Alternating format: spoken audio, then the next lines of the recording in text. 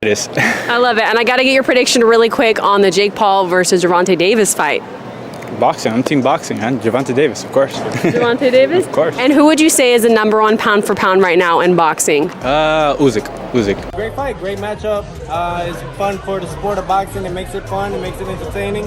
That's what it's all about, you know, and may the best man win. It's an exhibition regardless, it doesn't count. The weeds for this? You part of this movement that's going on right now. Well, I got in the ring with you know, a top pound for pound fighter in the world. Y'all going over there contribute to help this dude.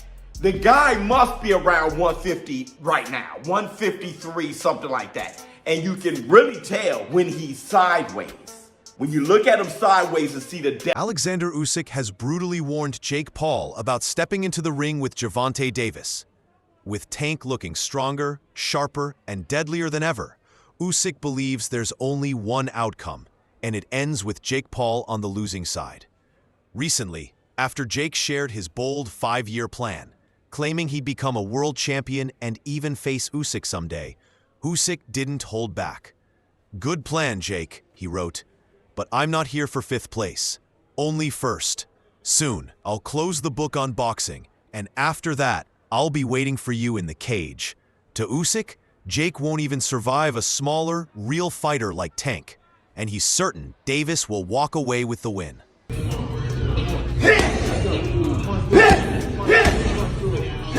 Usyk doesn't see Jake Paul as part of boxing's true elite, and by mocking Paul's ambitious goals, he quietly reminded everyone, real fighters talk about legacy, not followers. He didn't even need to mention Davis by name to make his point. Tank's presence says it all. His latest training clips show a fighter transformed. Broader shoulders, powerful legs, and that same explosive movement that makes him dangerous every single time he steps into the ring. In some things, I think Gervonta's just gonna stick and move. He'll be fast, play it smart, I don't see him staying still for too long so Jake can land some shots. He'll just try to touch him. Who knows, man? It's an exhibition. It's a money grab. There's a clear transformation.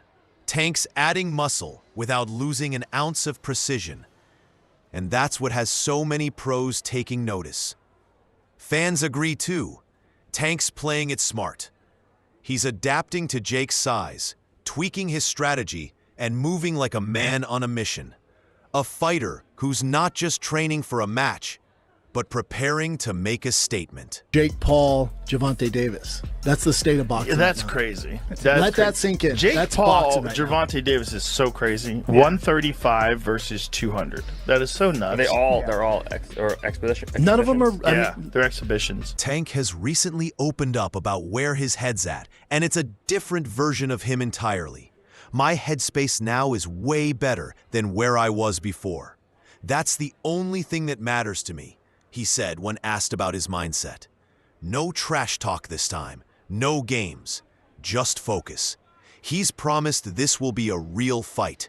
His size, his power, his movement, everything's coming together. "I just got to adapt. I think it's going to be a great event. Every time I fight, it's fireworks."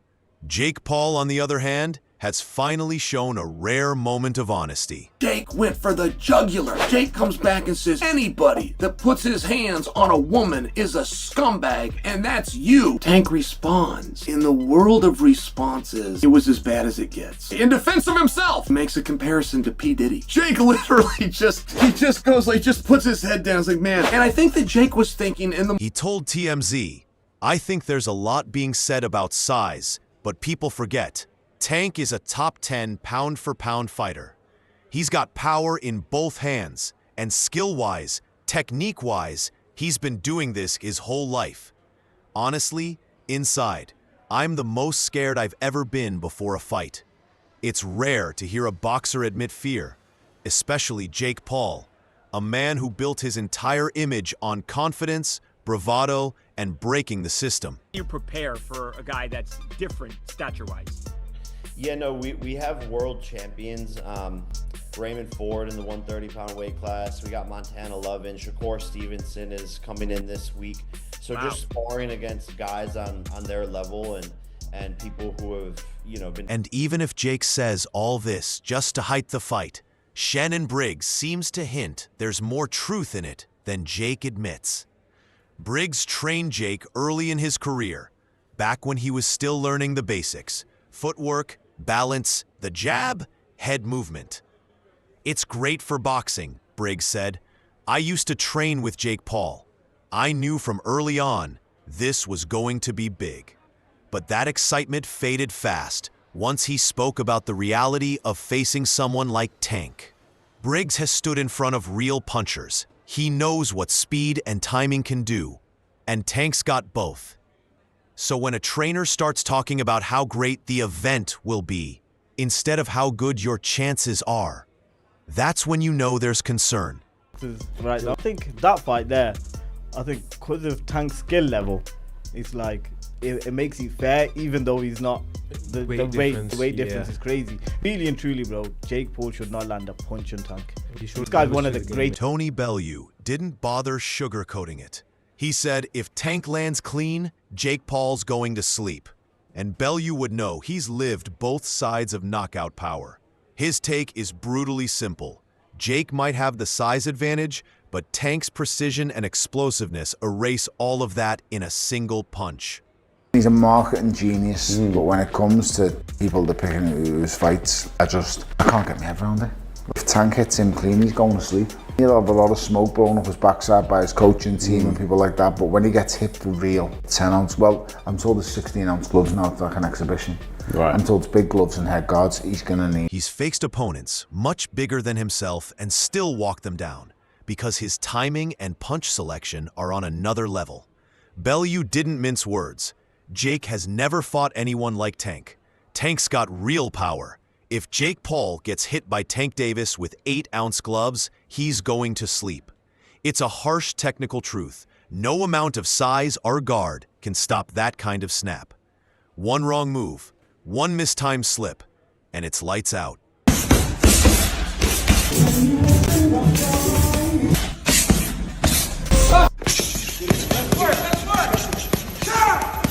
Carl Froch believes this fight could turn dangerous, not because of the hype, but because of how unpredictable it really is.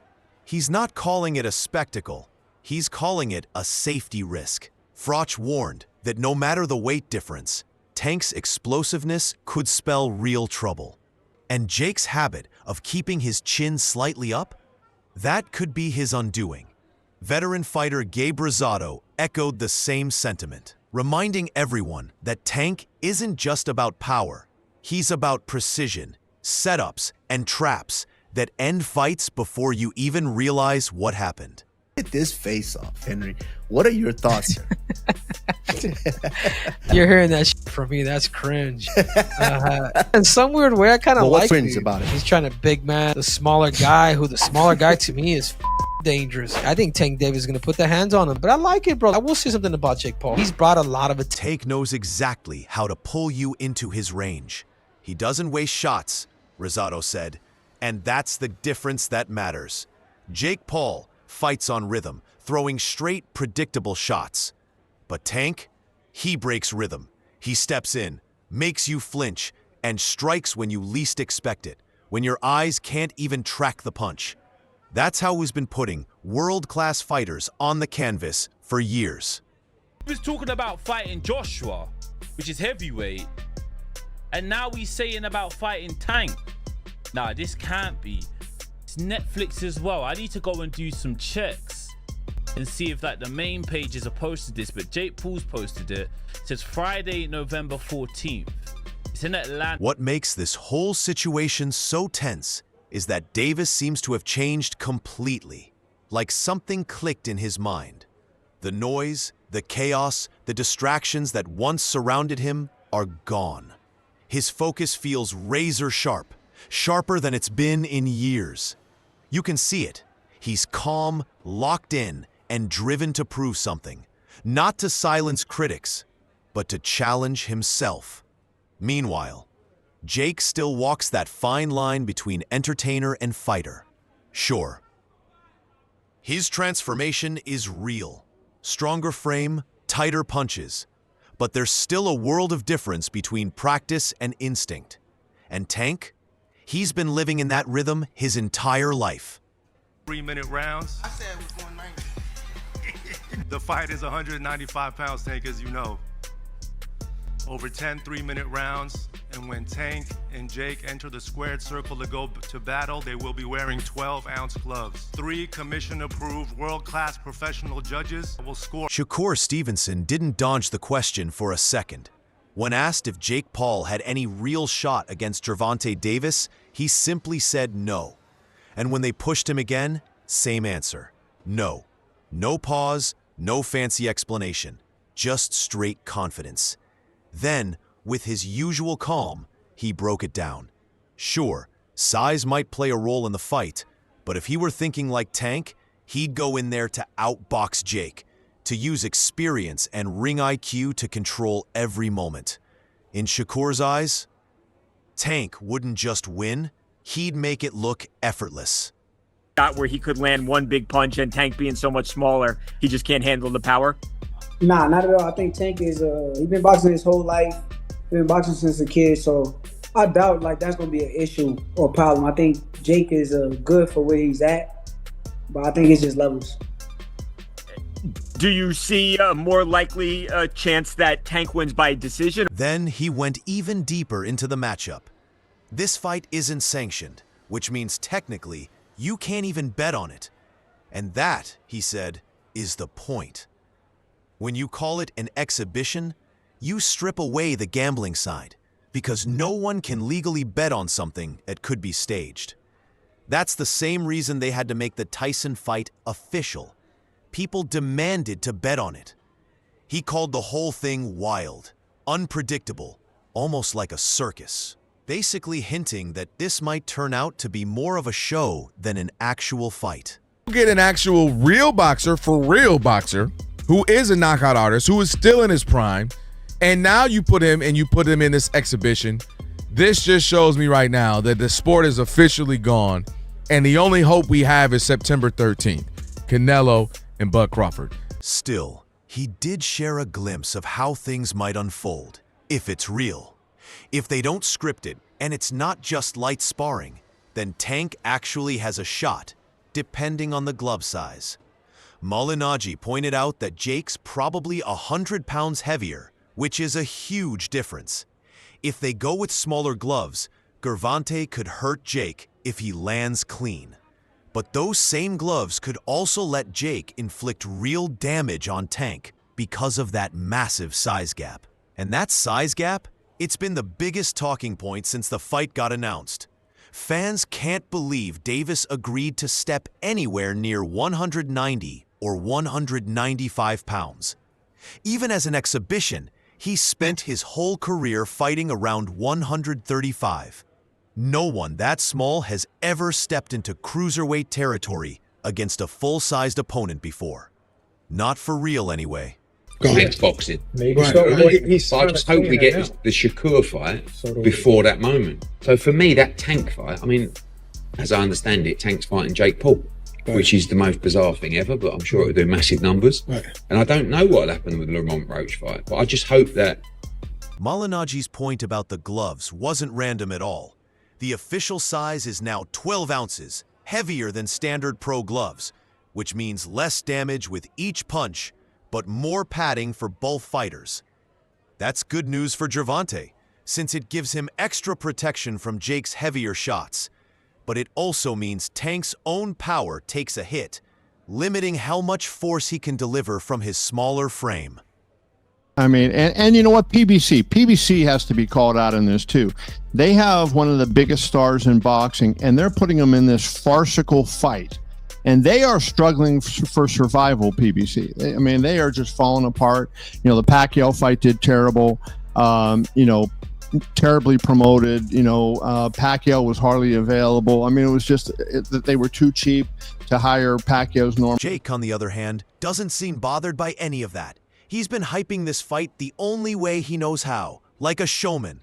On the Double Coverage podcast, he even revealed there's a massive knockout bonus on the line for whoever puts the other down. He didn't say the exact number, just called it big, big money. According to him, if someone gets knocked out, the winner takes home a huge check. And even if it ends in a TKO, that bonus still stands. Bout, it will not count towards their professional careers. The age is close. Jake Paul is 28, Gervonta Davis is 30, but the weight difference is massive. Paul has fought around 200 to 227 pounds. Davis dominant at just 135 pounds. Many expected Davis to fight Lamont Roach Jr. again, but instead he chose Jake Paul, a fight many say is more about money than legacy. Critics suggest both fighters are stepping in with one goal, to finish it before the final bell. Jake said it himself. This isn't going to be another Floyd versus Logan type of show where nobody really wins. Somebody's going to sleep. And even though it's officially labeled an exhibition because of the huge weight gap, Jake insists that doesn't make it any less dangerous. It's only an exhibition because he's like 70 pounds lighter, Jake said. But once we're in there, it's real. The punches are real. The knockout's real. He also kept up his signature mind games. When asked how he plans to win, Jake said it starts upstairs, with psychology. Gervonta's mentally weak in the ring, he claimed. As soon as things stop going his way, he starts to fall apart. And this time, things aren't going his way.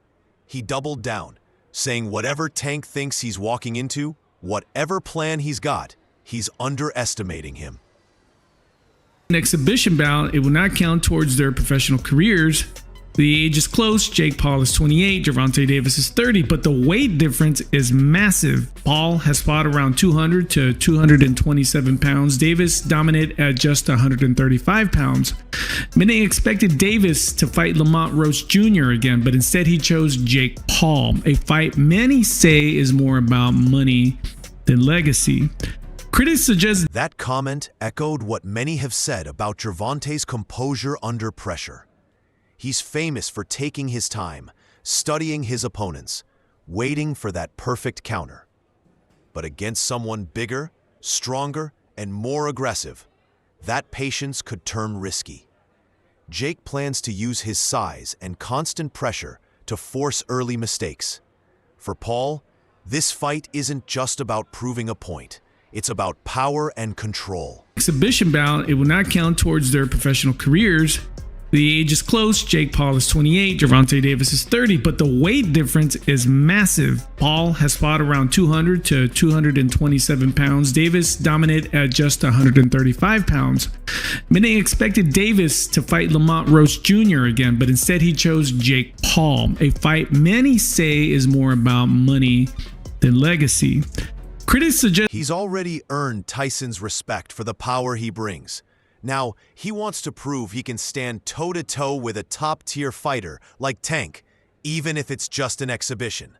The real twist is, for something they both called just business, they're approaching it like it's personal.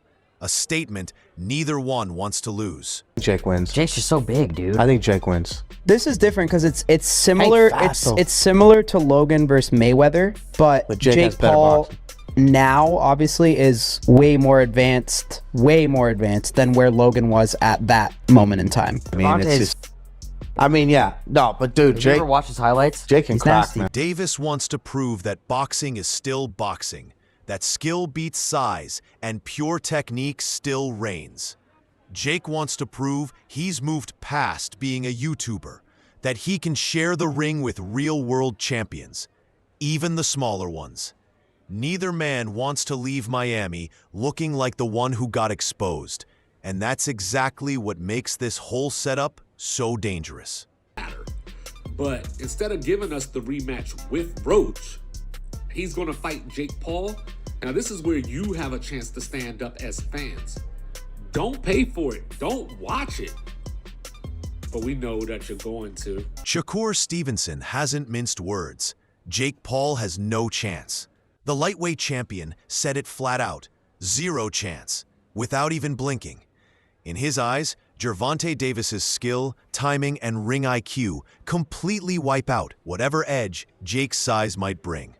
Stevenson doesn't think Tank needs to go wild or hunt for a knockout. He just needs to fight smart. Size will matter a bit, he said, but Tank can outbox him easily. I don't see him knocking Jake out. It's a calm, confident take. The kind that comes from someone who's seen enough boxing to know power means nothing if it doesn't connect. Stevenson envisions a calculated fight, with Davis picking his moments, breaking Jake's rhythm, and walking away with a smooth, dominant win on points. Why? I mean, I get it, because at the end of the day, it's the money business, and you want to make the most money, but from what I'm hearing, he can make more money in a fight with me, and if that's the case, why not fight me? Sure. Do you think he beats Jake Paul? Do I think he beats Jake? Yeah. I mean, there's a huge size advantage, though. It is, but I think Tank got the skills. Shawn Porter sees it completely differently. The former two-time world champion believes Tank's power is too real to be neutralized by size. "I'm betting on Tank by knockout," he said, laughing at the idea that Gervonta's smaller frame would make a difference. Porter's sure the fight won't last long if Tank lands clean. He calls it deceptive power, the kind that doesn't even look dangerous until the other guy's already on the canvas. It's the same shot that ended Ryan Garcia and Rolando Romero in spectacular fashion. For Porter, the logic is simple. Jake might be big, but he's still raw on defense. Tank's been timing world-class fighters for years, and Porter's convinced one sharp counter left hand could be all it takes. Jake Paul, Gervonta Davis. I know on Instagram you call it a circus. Yeah, boxing is slowly turning into the WWE. That's what I think. Does Tank Davis have a chance?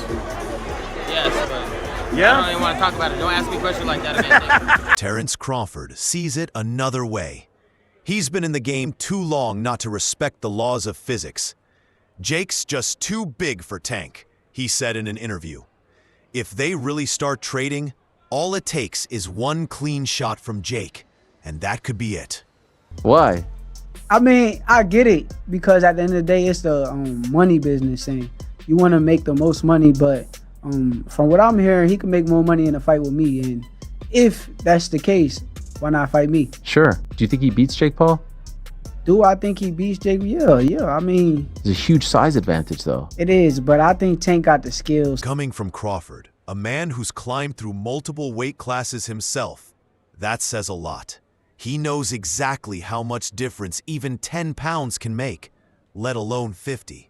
Crawford's not questioning Tank's skill or heart.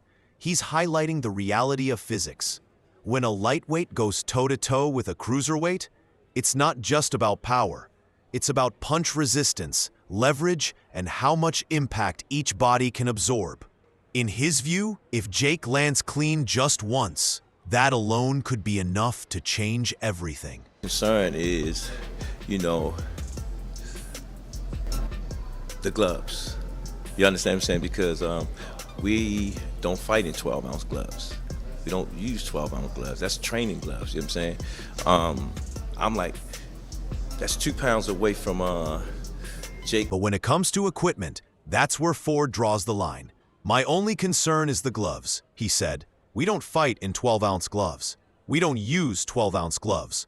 Those are training gloves." To Ford, heavier gloves dull Tank's speed and power, two of his deadliest tools. He wants it to feel like a real fight. "Put Tank in 8s, put Jake in 10s, Ford suggested. "That makes it more interesting, and then we'll see what happens." And it's not with power, it's not with a beautiful technique, it's just with will. It's with heart. With heart. Right. So, what's going to prevail, heart or punching power? But according to him, Jake's team isn't on board. "I brought that up to one of his handlers," Ford recalled, "and they said, no, we don't want to mix and match. It's supposed to be an exhibition." For Ford, that word, exhibition, just doesn't sit right. He can wear the 10s, we'll wear the 8s, and then we've got ourselves a real fight. That's Ford's stance. If Jake Paul truly wants to face Tank Davis, then make it real.